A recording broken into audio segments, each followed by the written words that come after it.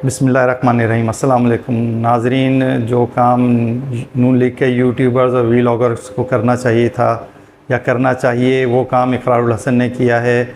आप ख़ुद देखें कि उसने किस तरह इमरान लिफाफी इमरान रियाज के झूठ को बेनकाब किया है और कितनी ज़बरदस्त तरीके से उसकी चित्रौल की है।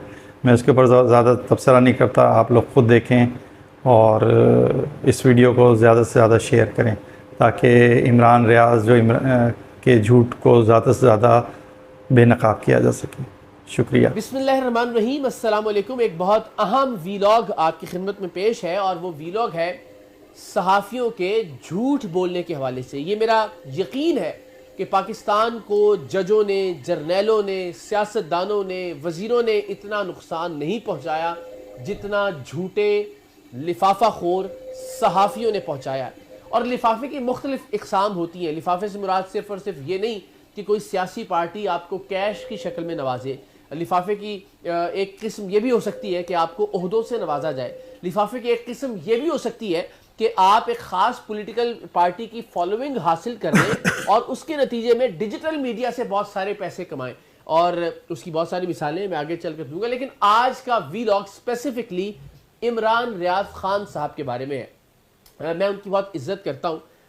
उन्होंने भी एक वीडियो में मेरे लिए बड़े अच्छे अल्फाज का इस्तेमाल किया, लेकिन एहतराम का, इज़्ज़त के ताल्लुक़ का हरगिज़ ये मतलब नहीं है कि अगर कोई दूसरा शख्स मुसलसल और मुस्तकिल गलत बयानी कर रहा है, कौम को गुमराह कर रहा है, तो उसे बेनकाब न किया जाए। जिस तरह कि मैंने पहले भी कहा कि इस कौम के इस नहज तक पहुँचने में, इस मुआशरे के इस नहज तक पहुँचने में बदकिस्मती से सहाफ़ियों का सबसे बड़ा नेगेटिव और मनफी किरदार है। तो अभी कुछ ही दिन पहले, यानी 10, 12, 15 दिन के अंदर इमरान रियाज खान साहब ने अपने ट्विटर पर जो ट्वीट्स की और जो गलत ट्वीट्स की, जो झूठी ट्वीट की, वो सबूत के साथ आज के इस वीलॉग में मैं आपके सामने रखूंगा। और इसका मकसद सिर्फ ये है कि चूंकि जाहिर है उन्हें बहुत सारे लोग फॉलो करते हैं, तो अगर वो सिर्फ 10 सेकंड में एक ट्वीट करते हुए सच नहीं बोल सकते, तो वो 10 मिनट में एक वीलॉग करते हुए सच कैसे बोल सकते हैं? आप जरा अंदाजा लगाइए। तो मैं बिल्कुल सबूत के साथ रिकॉर्ड पर एक एक चीज अब आपके सामने रखने जा रहा हूं। आज ही जब ये मैं वीलॉग रिकॉर्ड करवा रहा हूं, 15वां रोजा है, ज़ाहिर ये अपलोड होगा शायद एक रोज बाद। आज उन्होंने एक ट्वीट की, एक खबर कि 21 नून लीगी उम्मीदवारों ने अपने टिकट वापस कर दिए। अब ये 2018 की खबर है, क्योंकि अब तक जब तक मैं बात कर रहा हूं तब तक ना पीटीआई ने ना नून लीग ने अपने उम्मीदवारों को टिकट जारी ही नहीं किए, तो वापस करने का सवाल ही पैदा नहीं होता।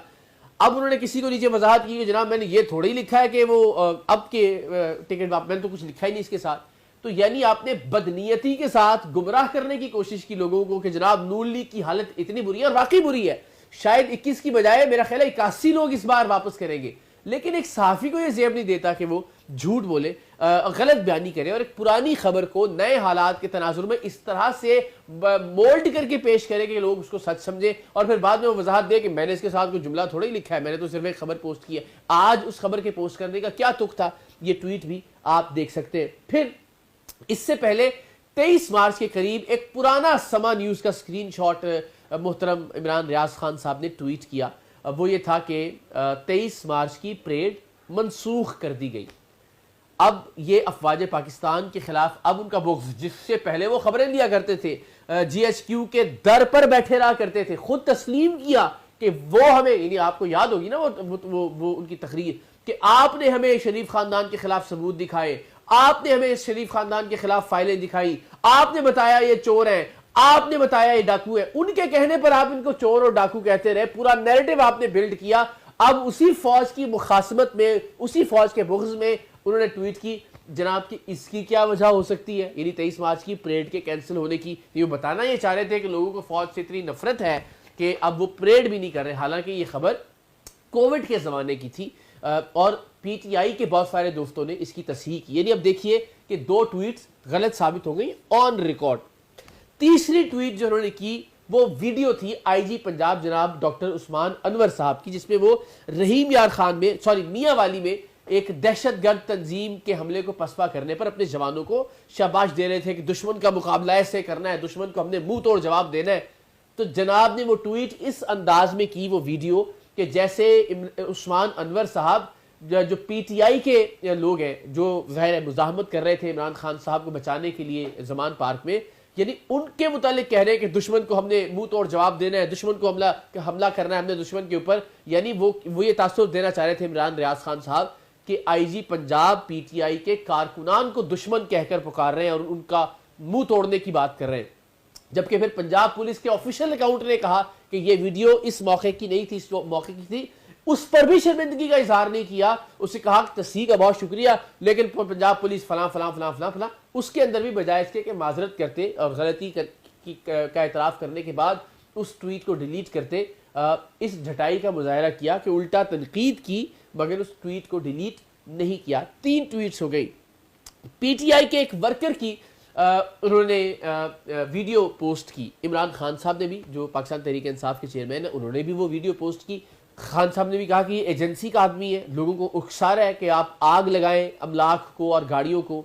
और इमरान रियाज खान साहब ने भी, खान साहब ज़ाहिर लीडर है, बड़े आदमी है, अगर उन्हें एहसास दिलाया गया और बताया गया कि सर ये तो पीटीआई का ही वर्कर है, फिलफौर उन्होंने वो ट्वीट डिलीट की। इमरान रियाज खान साहब माशाल्लाह ढिटाई के बहुत नेक्स्ट लेवल पे हैं, वो ट्वीट उन्होंने आज के दिन तक डिलीट नहीं की है।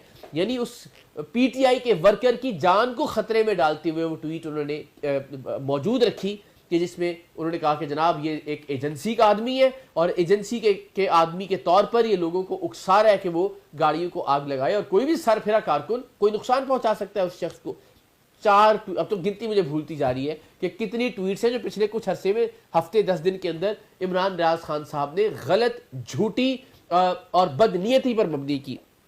फिर उन्होंने जब ज़मान पार्क पर हमला हो रहा था, हम सब उसकी मजम्मत कर रहे थे, मैं सराह रहा था पाकिस्तान तहरीक इंसाफ के कारकुनान की मज़ाहमत को, उस पर मेरा मौक़िफ़ बहुत वाज़ेह है कि अगर आप ये समझते हैं कि वो कुव्वतें जो नादीदा कुव्वतें हैं जिन्होंने जुल्फ़िकार अली भुट्टो साहब को शहीद किया, जिन्होंने मोहतरमा बेनज़ीर भुट्टो साहिबा को शहीद करवाया, जिन्होंने मुल्क में सियासतदानों को नाअहल करवाया, जेलों में भेजा, एक दूसरे के खिलाफ लड़वाया, अगर वो कुव्वतें पुलिस को आलाकार बना के या निगरान हुकूमत को आलाकार बना के एक सियासी लीडर को गिरफ्तार करना चाहती है तो सियासी लीडर को डट जाना चाहिए और लोगों को उसका साथ देते हुए उसे बचाना चाहिए। मैं तहरीक इंसाफ के कारकुनान की मुज़ाहमत की हिमायत करता हूँ, ये रिकॉर्ड पर मेरी ट्वीट्स मौजूद है।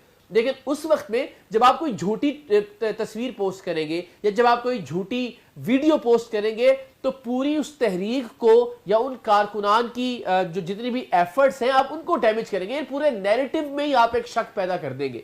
वैसे में इमरान रियाज खान साहब ने सानहा मॉडल टाउन की तस्वीर एक बुजुर्ग की पोस्ट कर दी जो कि खून से लिथड़े हुए थे, तो जाहिर है वो अल्टीमेटली आप एक पूरे नैरेटिव में डेंट डालते हैं जहां सारे लोग हिमायत कर रहे होते हैं, जहां सारे लोग मजलूम कह रहे होते हैं एक पॉलिटिकल पार्टी को, वहां आप उस पॉलिटिकल पार्टी के हक में एक झूठी ट्वीट, एक झूठी वीडियो, एक झूठी तस्वीर पोस्ट कर देते हैं तो अल्टीमेटली पूरा नैरेटिव ही मशकूक हो जाता है उसके नतीजे में।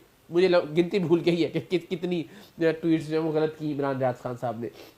फिर इमरान रियाज खान साहब ने अभी हाल ही में सलमान अहमद जो कि मारूफ सिंगर हैं उनकी गिरफ्तारी की वीडियो पोस्ट की। लेकिन मुझे हैरत ये होती है कि कोई शख्स इतना अब मेरे पास ढीठ के अलावा और कोई लफ्ज़ नहीं है, मैं वही कहता हूँ एहतराम मैं ज़रूर करता हूँ उनका, लेकिन मैं क्या लफ्ज़ इसके अलावा इस्तेमाल करूँ कि वो वीडियो भी आज भी मौजूद है। उन्होंने कहा कि सलमान अहमद को भी गिरफ्तार कर लिया गया।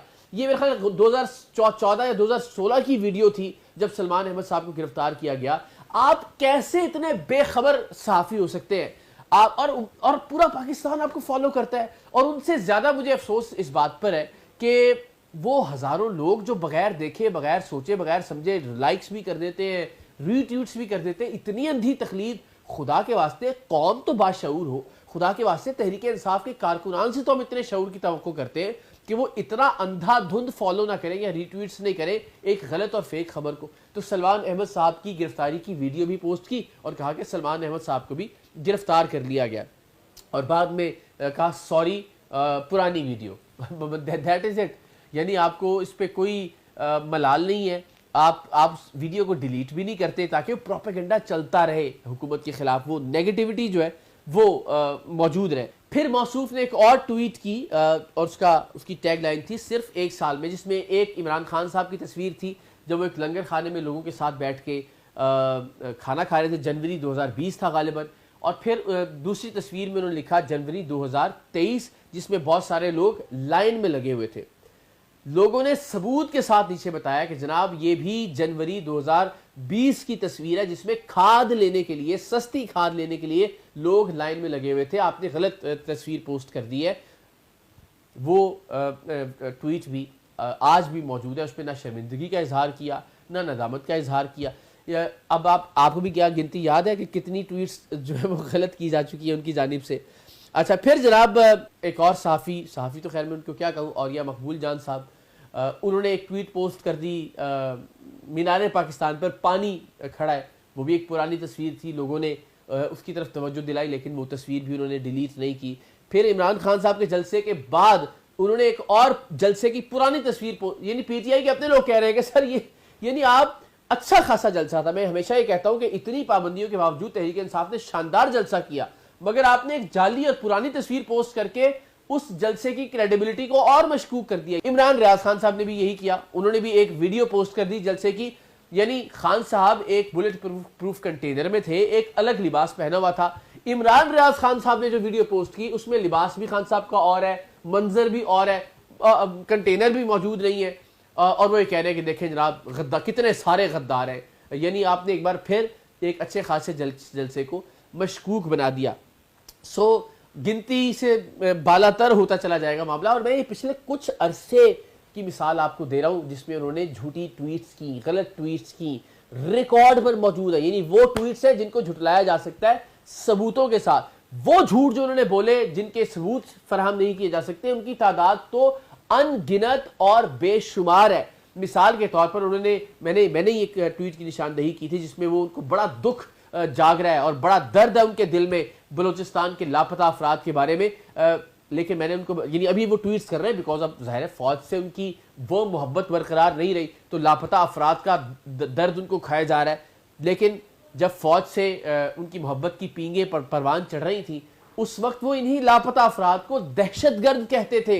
तो हैरत यह है कि आप किस तरह से, कितनी तेजी से अपना नैरेटिव तब्दील करते हैं, सिर्फ इस बुनियाद पर कि आपका रिज्क आपके झूठ से वाबस्ता हो गया है। मैं बार बार ये कहता हूँ, हमेशा इमरान रियाज खान साहब की ट्वीट्स होती है, जी मीडिया बिक गया है, मीडिया के लोग जो है ना वो कंप्रोमाइज हो गए हैं, इस मीडिया ने झूठ ही झूठ दिखा रहा है, ये मीडिया सच बोल ही नहीं सकता वगैरह। यानी उन्होंने पिछले कुछ अरसे में मीडिया के खिलाफ इतनी नेगेटिव हाइप बना दी कि अब लोग अल्टीमेटली यूट्यूब ही देखें, और जब यूट्यूब देखेंगे तो जाहिर है किसका धंधा चमकेगा, ये आप जानते हैं। आप ज़रूर यूट्यूब कीजिए, आप ज़रूर सोशल मीडिया का इस्तेमाल कीजिए, लेकिन खुदा के वास्ते कम से कम अपने यूट्यूब को या अपनी दुकान को चलाने के लिए दूसरों पर बुहतान मत लगाइए। मेरी हमेशा से ये गुजारिश होती है कि सच बात कीजिए। आप लिफाफे की बात करते हैं, कोई एक सियासी जमात किसी एक सहाफ़ी को कितना बड़ा लिफाफा दे देगी, 10 लाख रुपया महीना, 20 लाख रुपया महीना, किसी एक सहाफ़ी को 25 लाख रुपए महीने की नौकरी दे देगी। इसके अलावा कोई पॉलिटिकल पार्टी किसी सहाफ़ी के लिए क्या कर सकती है? लेकिन अगर किसी पॉलिटिकल पार्टी के नैरेटिव को फॉलो करते हुए आपको किसी यूट्यूब चैनल से या डिजिटल मीडिया के प्लेटफॉर्म से 3, 4, 5 करोड़ रुपए महीने के आते हैं, जिसका इमरान रियाज खान साहब खुद एतराफ़ कर चुके हैं, बाखुदा इसमें किसी ये मैं तो एक मंतिक की बात कर रहा हूँ। लोग कहते हैं जी इसमें हसद शामिल है, इसमें जेलसी है। आप दयानतदारी से अपने दिल से पूछिए कि जिस प्लेटफॉर्म से एक पॉलिटिकल पार्टी को सपोर्ट करने के इवज आपको 3-4 करोड़ रुपए मिल रहे हो, क्या आप उसके लिए हर हद पार नहीं करेंगे? क्या आप उसके लिए हर झूठ नहीं बोलेंगे? और ये 8-10 झूठ पिछले 10 दिन के अंदर मैंने आपको गिनवा दिए सबूतों के साथ।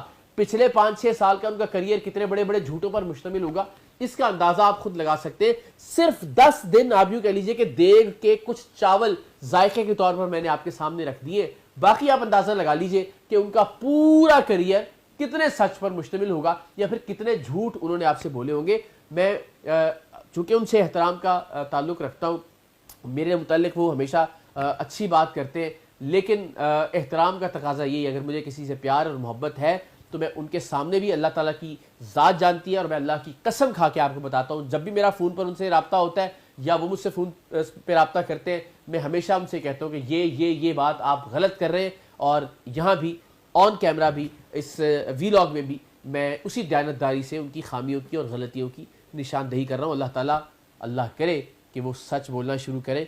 वो और औरिया मकबूल जान साहब बदकिस्मती से अब सहाफ़त पर एक दाग बनते चले जा रहे हैं और सबसे गलत बात यह है कि उन्हें इस बात का इदराक भी नहीं है, इस बात पर नदामत भी नहीं है। तो मेरी बड़ी दस्त बस्ता दरख्वास्त होगी कि खुदा के लिए गलतियां इंसान से होती हैं, लेकिन उस पर डट जाना यह सबसे बुरी बात है। सो खुदा के लिए ज़रा हर सहाफ़ी पर मुझ समेत यकीन करते हुए, अंधा यकीन करते हुए, अंधी तकलीद करते हुए अब ज़रा अपने तौर पर भी रिसर्च कर लिया कीजिए। कोई मुश्किल चीज़ नहीं है, गूगल कीजिए, बड़ी आसानी से 2 से 3 मिनट के अंदर आप किसी भी खबर की तह तक पहुँच सकते हैं। सो मेरी दरख्वास्त यही है कि प्लीज़ बग़ैर तस्दीक के, बग़ैर तहकीक के ना तो किसी खबर पर यकीन कीजिए और ना ही किसी खबर को आगे बढ़ाइए। अल्लाह ताला आपका हामी व नासिर हो।